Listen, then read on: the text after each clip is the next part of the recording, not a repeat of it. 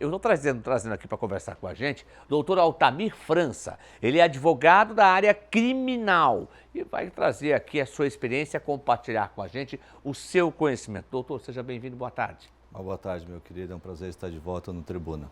Bom, doutor, vamos falar. Primeiro, o senhor como advogado e dos bons criminalistas que nós temos na OAB Santa Catarina. Como é que analisa uma situação como essa, uma notícia como essa, um fato como esse que aconteceu ontem aqui em Blumenau, na Rua dos Caçadores? Olha, Alexandre, inicialmente é de compartilhar aqui o pesar com a sociedade blumenauense. Eu gostaria de começar dizendo que, na minha opinião, Alexandre, nós não vivemos aqui uma tragédia. Tragédia é quando um evento da natureza nos força a sobreviver a algo. O que aconteceu aqui foi um ato de terrorismo. E é assim que a sociedade, no meu entendimento, deve encarar, é assim que o Poder Judiciário deve encarar. Foi um ato terrorista praticado contra crianças que afetou a sociedade blumenauense e vai deixar uma cicatriz que nós levaremos muito tempo para curar, infelizmente. O que a lei preconiza com um monstro desse, um terrorista desse, um covarde desse que age contra 9 crianças que ele conseguiu golpear com um machadinho, com uma machadinha, com uma arma dessa? O que a lei preconiza? Desde ontem, Alexandre, eu tenho ouvido questionamento de clientes, de amigos, de outros colegas advogados, no sentido da possibilidade, por exemplo, desse cidadão responder esse processo em liberdade. Eu não vejo a menor possibilidade disso acontecer, nem hoje e nem amanhã. Por quê? Por uma razão muito simples. Nós tratamos aqui, como eu disse, de um ato de terrorismo contra a sociedade blumenauense. Nenhum juiz, nenhum desembargador, nenhum ministro vai ignorar esse fato. E este indivíduo que cometeu esse ato terrorista, ele vai ficar preso, porque ele atentou justamente contra a tranquilidade, a paz social da sociedade blumenauense. E a comoção social gerada por esse crime vai impedir, de todas as formas, de que ele venha a ganhar a liberdade, se Deus quiser, nos próximos 40 anos. 40 anos vai pegar de cadeia? Explica por quê. Com a mudança da lei, Uhum. o indivíduo, hoje, ele é indiciado, pelo que eu acompanhei na imprensa, por 4 homicídios duplamente qualificados consumados e outras... Desculpa interromper, mas a população talvez não entenda. O que é um crime qualificado? O homicídio, né, é um crime previsto lá no artigo 121 do Código Penal, Alexandre, e ele é um crime que ele diz o seguinte: matar alguém, e a pena é de 6 a 20 anos. Certo. Mas quando essa morte envolve requisitos previstos em lei, se qualifica o crime passa a ser hediondo e a pena passa a ser de 12 a 30 anos. No caso aqui, nós temos 2 qualificadoras, segundo o indiciamento das autoridades policiais. Nós partimos aqui, na melhor das hipóteses, para cada crime desse, de 16 anos de prisão para cada um. Cada crime. Exato. Partindo do básico aqui, estamos falando de 16 para cada crime. 64, né? 64 anos de cadeia. Estamos falando dos consumados. Sim. Os tentados se aplica a mesma pena, entretanto diminui em razão da tentativa. Não consumado. Então, exato, vai diminuir de 1/6 a 2/3. Vai. Como esse crime é gravíssimo e alterou o curso natural da sociedade blumenauense, acredito que a diminuição será mínima, ou seja, de 1/6. Então nós estamos falando aqui... A vítima criança vai mais longe. E a forma brutal que esse Sim. ato foi praticado, já não... são poucas as justificativas por um ser humano tirar a vida do outro. Perfeito. Agora, não há justificativa do ponto de vista desse cidadão, né? Antes de advogado, eu sou um cidadão dessa cidade, eu sou pai, eu tenho um filho de 22 anos, e ontem não teve como não me colocar no lugar do pai do Bernardo, por exemplo, narrando como foi a ida dele para a escola com aquele filho. Ele disse que o filho foi para a escola brincando de coelhinho. Brincando de coelhinho. Não tem como você assistir uma declaração daquela e não se colocar no lugar daquele pai. E é assim que eu entendo que vai ocorrer ao longo do processo envolvendo esse terrorista. No sentido de que ele, tão cedo, não verá a liberdade. Porque a pena vai passar tranquilamente de 100 anos, aplicadas as qualificadoras, e esse é um sentimento que é um sentimento da sociedade.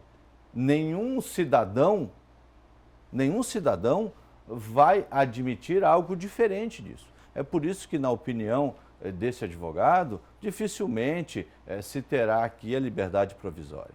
Dificilmente esse indivíduo terá a liberdade concedida antes de cumprir aí, minimamente 40 anos de prisão. Não, mas então vamos por etapa.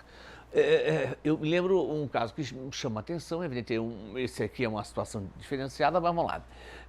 Os irmãos Cravinhos e a Susana von Richthofen, que tirou a vida do próprio pai e da própria mãe, ajudou a tirar a vida, dos alemães. Sim. Não é? Ela teve direito à saidinha e tudo mais. Este criminoso que tira a vida dessas crianças e tenta contra a vida de outras, claro que tem todo um processo ainda que vai ter o julgamento e tal, mas ele corre diante do que a lei preconiza, a possibilidade dele ter saidinha também temporária? Hoje a lei possibilitaria, mas se nós fazermos as contas da pena que ele vai receber dentro daquilo que se expôs na imprensa, ou seja, homicídios qualificados 4 vezes e homicídios tentados 5 vezes, se não me engano. Então nós estamos falando aqui de um conjunto de provas que levaria uma condenação absolutamente acima de um século. A fração que ele teria que cumprir, se não for reincidente, em crime hediondo especificamente, ele teria que ficar 2/5 dessa pena em regime fechado. Tá, doutor, deixa eu fazer uma pergunta para o senhor. O senhor vai me responder daqui a pouco. Vou fazer uma pergunta agora, mas não responda agora. Eu vou fazer a pergunta. E as pessoas têm... A rede social, ela faz com que... E também as mensagens pelo WhatsApp, as pessoas se manifestam, e, claro, com todo respeito, e a democracia, né? E a revolta. Vamos lá. Então é o seguinte, não dá para chamar de louco, não pode dizer que ele tem um surto, ele é um bandido, ele é um monstro. Vamos lá. A defesa pode tentar provar que ele é doente mentalmente, ele é insano, a saúde mental dele ela é prejudicada. E aí ele vai cumprir em liberdade. O que acontece se for comprovar uma situação dessa? Estou apenas colocando o que as pessoas estão nos pedindo aqui. Eu acho um questionamento assim, muito pertinente de quem o fez e para fins de esclarecimento para a sociedade, para o telespectador que nos acompanha, se ele, eventualmente, por meio de laudo judicial, for constatado como incapaz de entender o que aconteceu naquele momento, primeiro, isso vai depender da análise médica. Não é o juiz, não é o promotor, não é o futuro defensor dele, seja lá quem for acompanhar a defesa dele. Essa decisão é feita por uma junta médica. Quando essa junta médica se chegar a essa conclusão, isso não significa liberdade. Por quê? Porque ele será recolhido para o hospital de custódia. O nosso aqui no estado fica anexo à penitenciária ali na região da Agronômica, né? Sim. E ele vai ficar lá até o dia que uma junta médica diga que ele terá condições de retornar ao convívio social. Entretanto, um ato deste, como eu disse, que no meu entendimento não é uma tragédia, no meu entendimento é um ato de terrorismo. Tragédia seria se eventualmente um brinquedo tivesse caído e matado essas crianças. Isso é tragédia. O que aconteceu ali é um ato de terrorismo. Um indivíduo praticou aqui um ato de terror não só contra aquelas criancinhas, mas também contra a sociedade blumenauense. E eu duvido muito, pelo conhecimento que tenho desses anos todos, atuando em causas criminais, que uma junta médica tivesse a capacidade daqui a uns anos de virar e dizer, não, ele está recuperado e vamos colocá-lo em liberdade. Perfeito. Não consigo antever algo nesse sentido. Ele está isolado. Se fosse em outro país, talvez eu falaria que ele estivesse numa solitária. Na verdade, ele está em isolamento, é o termo utilizado aqui. O Brasil ele não utiliza, né, essa terminologia de solitária porque entende-se que ela conduz a uma situação de maus tratos. Então, nós trabalhamos aqui com a ideia de isolamento. Hoje, segundo a informação, ele estaria isolado, até porque o PRB, o Presídio Regional de Blumenau, ele não dispõe de ala de isolamento, mas a Penitenciária Industrial de Blumenau, a PIB, ela possui. Então, a informação é de que ele está recolhido ali, sem acesso a nenhum outro detento, de nenhum tipo. O próprio detento, o próprio preso, tem um código de conduta. Ou seja, ele jamais deverá ficar, mesmo que ainda aguardando julgamento, mesmo depois de julgado, em liberdade dentro, ou seja, liberdade de acesso dentro da própria penitenciária. Ele vai ficar sempre no isolamento, é isso, doutor? O crime é tão bárbaro, esse ato de terrorismo, ele é tão nocivo que o próprio preso não admite que ele fique no chamado convívio. Nem o preso do seguro, né? Para exemplificar aqui, o indivíduo que comete um crime de tráfico de drogas, por exemplo, normalmente ele vai cumprir a reprimenda penal no convívio. Um indivíduo que comete um crime de estupro, por exemplo, ele vai para o seguro.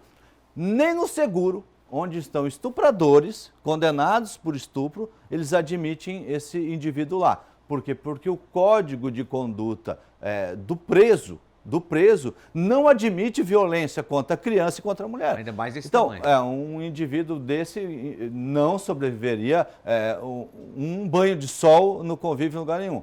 A tendência é que, para se manter vivo, ele fique no isolamento durante toda a pena.